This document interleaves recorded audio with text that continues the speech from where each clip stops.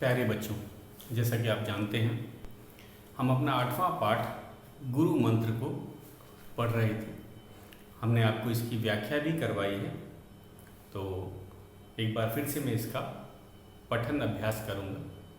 पठन अभ्यास आप अपनी बुक खोल लीजिए तथा जहाँ मैं पढ़ रहा हूँ आपका ध्यान उधर ही होना चाहिए ताकि आप उच्चारण सीख सकें, खासकर जो नए शब्द आए हैं उनको जान सकें।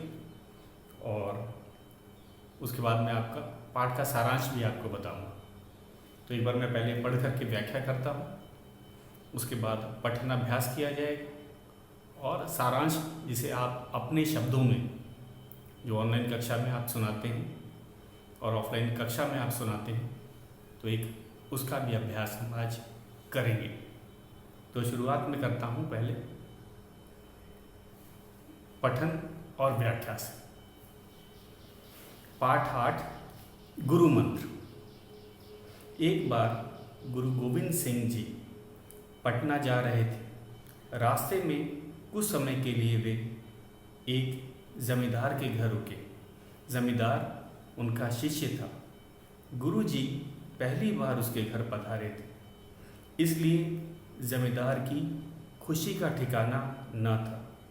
वो अपनी पत्नी और बच्चों के साथ दौड़ दौड़ कर गुरु जी की सेवा सत्कार में जुट गया। तो ये कहानी है गुरु की। यहाँ पे किस गुरु की बात की गई है? गुरु गोविंद सिंह। और ये सिख धर्म के 10वें गुरु थे। आपको पता ही है सिख धर्म में कुल 10 गुरु हुए हैं। पहले गुरु जो थे वे थे गुरु नानक देव जी, और 10वें जो गुरु हैं वे गुरु गोविंद सिंह जी थे। तो उन्हीं की सच्ची घटना थी। वे पटना जा रहे थे और रास्ते में, उस समय आपको पता है उस समय होटल नहीं हुआ करते थे, सड़कें भी जो थी लोग गांवों से होके गुजरा करते थे। और जिस गांव में अगर रात हो जाती थी तो खासकर जो हम कहेंगे जो गुरु होते थे वे अपने शिष्यों के घर ही रुक जाते थे, और शिष्य भी अपने गुरु को पा करके वे काफ़ी खुश हो जाते थे। तो ठीक ऐसा ही यहाँ पे भी हुआ। जब गुरु गोविंद सिंह जा रहे थे और उन्हें रात को विश्राम के लिए रुकना पड़ा, तो एक ज़मींदार के घर रुके और ज़मींदार उनका शिष्य निकला। तो जो ज़मींदार था वो गुरु का शिष्य था। शिष्य को भी काफ़ी खुशी हुई क्योंकि पहली बार गुरु जी उनके घर पधारे थे और उन्हें एक तरह से सेवा का मौका भी मिल गया था। इसीलिए खुशी का ठिकाना न रहा, ज़मींदार की खुशी का ठिकाना न रहा। एक मुहावरा है, इसका अर्थ होता है बहुत अधिक खुश होना। और वो अपने पूरे परिवार के साथ, पत्नी बच्चों के साथ गुरु की सेवा में लग गया। ज़मींदार हाथ जोड़े गुरु जी की आज्ञा की प्रतीक्षा में खड़ा था। गुरु ने उसे एक गिलास पानी मंगवाने के लिए कहा। तुरंत ज़मींदार ने अपने बड़े बेटे से कहा, बेटा जाओ, तुम अपने हाथ से गुरु जी के लिए पानी ले आओ। गुरु की सेवा का अवसर बड़े भाग्य से मिलता है। जैसा कि बताया था, पूरा परिवार जुटा हुआ था। गुरु के सामने सब खड़े थे कि उनका कोई आदेश हो तो तुरंत उसका पालन करें। गुरु ने पहला आदेश दिया, शायद उन्हें प्यास लगी थी, उन्होंने एक गिलास पानी मांगा। तुरंत जमींदार ने अपने बड़े पुत्र को कहा कि जाओ बेटा, तुरंत पानी लेके आओ। और याद रखना कि गुरु की सेवा करने का जो मौका होता है वो सबको नहीं मिलता, बड़े भाग्य से मिलता है। तो बेटा दौड़कर गिलास में पानी ले आता है। बेटा भी काफ़ी आज्ञाकारी होता है, तुरंत अपने पिता की आज्ञा का पालन करता है। उसने गिलास गुरु जी की ओर बढ़ाया तो उनके हाथ देखकर वे बोले, बेटा तुम्हारे हाथ तो बहुत सुंदर हैं। यह बताओ कि इन हाथों से तुम केवल मुझे ही पानी पिला रहे हो या किसी और को भी पिलाते हो? तो गुरु जी का ये जो सवाल था सचमुच एकदम सही था। उन्होंने पूछा कि भाई आपके हाथ तो बड़े सुंदर हैं, बड़े कोमल से दिख रहे हैं, क्या तुम मुझे ही पिलाते हो या आज पहली बार मेरी सेवा कर रहे हो कि सबकी सेवा करते हो? इससे पहले कि बेटा कुछ उत्तर देता, जमींदार ही बोल उठा, महाराज जीवन में पहली बार यह आपके लिए ही पानी लाया है। किसी और के लिए यदि कहा भी जाता तो ये कभी पानी न लाता। तो जमींदार ने ही सच्ची बात बता दी कि शायद जमींदार के घरों में बहुत नौकर थे, जमींदार के घर में बहुत नौकर थे और आज तक उसे कभी किसी की सेवा करने का मौका भी न मिला था। ये बात खुद जमींदार ने बताई। तो गुरुजी को काफ़ी आश्चर्य हुआ। आगे देखते हैं। जमींदार की बात सुनकर गुरुजी गंभीर हो गए। वे बोले, भाई मेरे लिए तो किसी मामूली नौकर से ही पानी मंगवा दो, इसके हाथ का पानी मैं नहीं पी सकूँगा। तो जब मेहमान जो होता है अगर वो कुछ ऐसी बात करे, खासकर अगर पानी लेना ही मना कर दे, अपने मेज़बान कौन होता है? जिसके घर वे आए होते हैं। तो मेहमान अपने मेज़बान से अगर पानी लेने से मना कर दे तो ये तो बड़ी आश्चर्य की बात हो जाती है। गुरुजी भी काफ़ी गंभीर हो गए थे। गंभीर मतलब गंभीर व्यक्ति शांत हो जाता है, चुप हो जाता है। और उन्होंने यहाँ तक कह दिया कि मैं किसी साधारण नौकर के हाथ से पानी पी लूँगा, लेकिन आपके जो पुत्र है उसके हाथ से मैं पानी नहीं पी सकूँगा। तो ये कारण किसी को समझ ना आया और सबको आश्चर्य भी हो रहा था, क्योंकि एक बहुत बड़ी जो ज़मींदार के पुत्र को एक बहुत अच्छा मौका मिला था। ज़मींदार खुद चाहता था कि उसका जो पुत्र है वो अपने हाथों से गुरु की सेवा करे। तथा तो उसे भी काफ़ी आश्चर्य होता था। सब एक दूसरे का मुंह देखने लगे।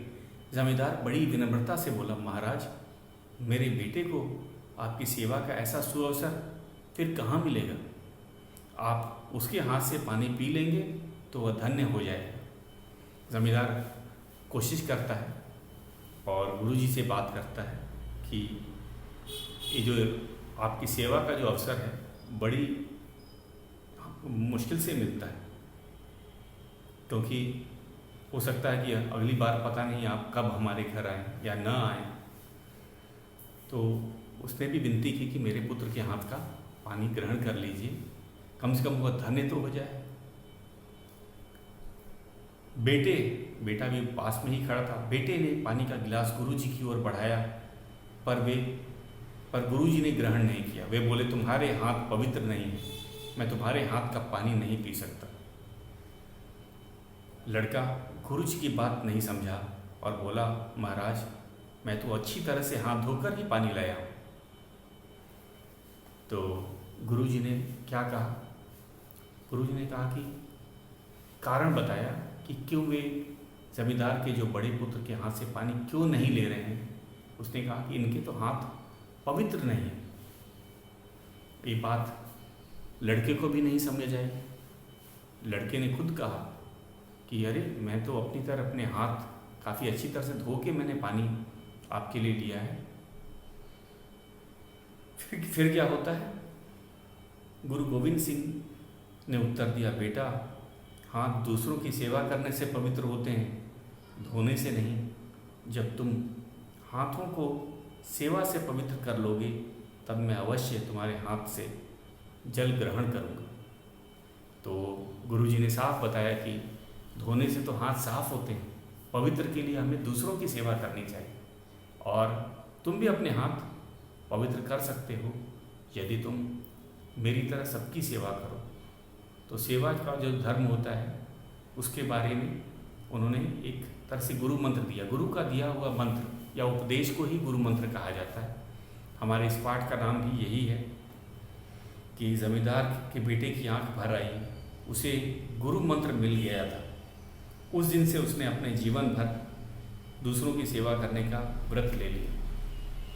और जैसा कि गुरुजी भी चाहते थे कि जो मनुष्य का हाथ है वो लोगों की सेवा के लिए बना है, न कि किसी ऊंचे पद पर या अपने से किसी एक मेहमान के लिए जो सेवा करता है उसे सेवा नहीं कहा जाता। इसलिए गुरुजी ने उसे कहा था कि तुम्हारे हाथ पवित्र नहीं है। सिख धर्म के अनुसार या किसी भी धर्म के अनुसार कहा जाता है कि जो मनुष्य की सेवा करना ही सबसे बड़ा धर्म है। और सिख धर्म में कहा गया है कि अगर हम किसी ज़रूरतमंद की सेवा करते हैं, चाहे वो मनुष्य किसी भी जाति, धर्म या वर्ग का हो, उससे कोई फर्क नहीं पड़ता। हमें मनुष्य होकर के मनुष्य की सेवा करने में कभी संकोच नहीं करना चाहिए। तो यहाँ पे क्या कारण था? शायद जमींदार के घर में बहुत से नौकर थे, वे काफ़ी अमीर था और उनके जो पुत्र थे उन्हें कभी मौका ही नहीं मिला कि वो किसी मेहमान या किसी को अपने हाथों से एक गिलास पानी भी पिला सकें। तो इस कारण से गुरुजी ने उनके हाथ को पवित्र नहीं माना। हम अपने हाथ कैसे पवित्र कर सकते हैं? ज़रूरतमंद की सेवा कर। बहुत से बच्चों ने शायद अनुभव भी किया होगा, गुरुद्वारों में लोग सेवा करने जाते हैं, दूसरों को वहाँ पे खाना परोसा जाता है, चाहे वो कोई भी धर्म का हो, किसी भी जाति का हो, वो उस पर कोई फ़र्क नहीं पड़ता। यहाँ तक कि उनके जो जूते चप्पल जो होते हैं उसको भी साफ करके रखे जाते हैं और ये भी सेवा का ही भाग है। तो कोई ये नहीं सोचे कि केवल सेवा मतलब पानी या खाना खिलाना है। यहाँ तक कि अगर उनके जूते गंदे हैं तो उसे भी साफ करके मेहमान के रखे जाते हैं। और आपने ये अनुभव भी किया होगा, गुरुद्वारों में तो आम प्रचलित है सेवा करना, किसी दूसरे धर्म का भी हो उसका भी उसी जोश के साथ सेवा किया जाता है, चाहे वो सिख धर्म का हो या ना धर्म। तो यही बात जमींदार के पुत्र के लिए गुरु मंत्र हो गए। गुरु मंत्र क्या होता है? गुरु का दिया हुआ संदेश या उपदेश जिसे व्यक्ति अपने जीवन भर पालन करता है। तो यहाँ पे जमींदार के बड़े पुत्र को गुरु मंत्र मिल गया था कि उसे अपने हाथ पवित्र कैसे कर सकते हैं? लोगों की सेवा करके। तो सेवा करते समय हमें न जाति देखनी चाहिए, न धर्म देखनी चाहिए, उन सबसे ऊपर उठ करके मानवता को देखना चाहिए। और मनुष्य मनुष्य के काम नहीं आएगा तो किसके काम है? यही था गुरु मंत्र, जिसे जमींदार और उसका पुत्र अब समझ चुके थे। और गुरुजी ने भी कहा था, अगर तुम अपने हाथ लोगों की सेवा करके पवित्र करोगे तो मैं तुम्हारे हाथ से भी जल ग्रहण करूँगा। तो ये था हमारा पाठ। आपको समझ आ ही गया होगा इसका व्याख्या। अब मैं केवल पठन अभ्यास करता हूँ और बच्चों का पूरा ध्यान बुक में होना चाहिए। पाठ बहुत छोटा है, 2 पेज का मात्र छोटा सा पाठ है। इसमें जो नए शब्द आए हैं उनको ध्यान से आप सुनिएगा। मैं इसका पठन अभ्यास करता हूँ। पाठ 8 गुरु मंत्र। आपका पूरा ध्यान बुक पे होगा। नए शब्दों को खासकर और संवाद को कैसे पढ़ा जाता है उस पर भी आपका ध्यान होगा। विराम चिन्हों पे भी पूरा ध्यान होगा। कहाँ रुका जाता है, अल्प विराम पे कम रुका जाता है, पूर्ण विराम पे ज़्यादा रुका जाता है, उस पर भी आपका ध्यान होगा। तो मैं शुरू करता हूँ इसका पठन अभ्यास। पाठ 8 गुरु मंत्र। एक बार गुरु गोविंद सिंह जी पटना जा रहे थे। रास्ते में कुछ समय के लिए वे एक जमींदार के घर रुके। जमींदार उनका शिष्य था। गुरु जी पहली बार उनके घर पधारे थे, इसलिए जमींदार की खुशी का ठिकाना न था। वह अपनी पत्नी और बच्चों के साथ दौड़ दौड़ कर गुरु जी की सेवा सत्कार में जुट गया। जमींदार हाथ जोड़े गुरु जी की आज्ञा की प्रतीक्षा में खड़ा था। गुरु जी ने उसे एक गिलास पानी मंगवाने के लिए कहा। तुरंत जमींदार ने अपने बड़े बेटे से कहा, बेटा जाओ, तुम अपने हाथ से गुरु जी के लिए पानी लाओ। गुरु की सेवा का अवसर बड़े भाग्य से मिलता है। बेटा दौड़कर गिलास में पानी ले आया। उसने गिलास गुरुजी की ओर बढ़ाया तो उसके हाथ देखकर वे बोले, बेटा तुम्हारे हाथ तो बहुत सुंदर है। यह बताओ कि इन हाथों से तुम केवल मुझे ही पानी पिला रहे हो या किसी और को भी पिलाते हो? इससे पहले कि बेटा कुछ उत्तर देता, जमींदार बोल उठा, महाराज जीवन में पहली बार यह आपके लिए ही पानी लाया है। किसी और के लिए यदि कहा भी जाता तो यह कभी पानी न लाता। जमींदार की बात सुनकर गुरुजी गंभीर हो गए। वे बोले, भाई मेरे लिए तो किसी मामूली नौकर से पानी मंगवा दो। इसके हाथ का पानी मैं नहीं पी सकूंगा। सब एक दूसरे का मुंह देखने लगे। जमींदार बड़ी विनम्रता से बोला, महाराज मेरे बेटे को आपकी सेवा का ऐसा अवसर फिर कहाँ मिलेगा? आप उसके हाथ से पानी पी लेंगे तो वह धन्य हो जाएगा। बेटे ने पानी का गिलास गुरुजी की ओर बढ़ाया पर गुरुजी ने ग्रहण नहीं किया। वे बोले, तुम्हारे हाथ पवित्र नहीं हैं, मैं तुम्हारे हाथ का पानी नहीं पी सकता। लड़का गुरुजी की बात नहीं समझा और बोला, महाराज मैं तो अच्छी तरह हाथ धोकर ही पानी लाया हूँ। गुरु गोविंद सिंह ने उत्तर दिया, बेटा हाथ दूसरों की सेवा करने से पवित्र होते हैं, धोने से नहीं। जब तुम हाथों को सेवा से पवित्र कर लोगे तब मैं अवश्य तुम्हारे हाथ से जल ग्रहण करूँगा। जमींदार के बेटे की आंख भर आई। उसे गुरु मंत्र मिल गया था। उस दिन से उसने जीवन भर दूसरों की सेवा करने का व्रत ले लिया। तो ये था हमारा पाठ का पठन अभ्यास। एक बार और मैं इसका पठन अभ्यास करता हूँ। उसके बाद तो पाठ 8 गुरु मंत्र। एक बार गुरु गोविंद सिंह जी पटना जा रहे थे। रास्ते में कुछ समय के लिए वे एक जमींदार के घर रुके। जमींदार उनका शिष्य था। गुरुजी पहली बार उसके घर पधारे थे, इसलिए जमींदार की खुशी का ठिकाना न था। वह अपनी पत्नी और बच्चों के साथ दौड़ दौड़कर गुरुजी की सेवा सत्कार में जुट गया। जमींदार हाथ जोड़े गुरु की आज्ञा की प्रतीक्षा में खड़ा था। गुरुजी ने उसे एक गिलास पानी मंगवाने के लिए कहा।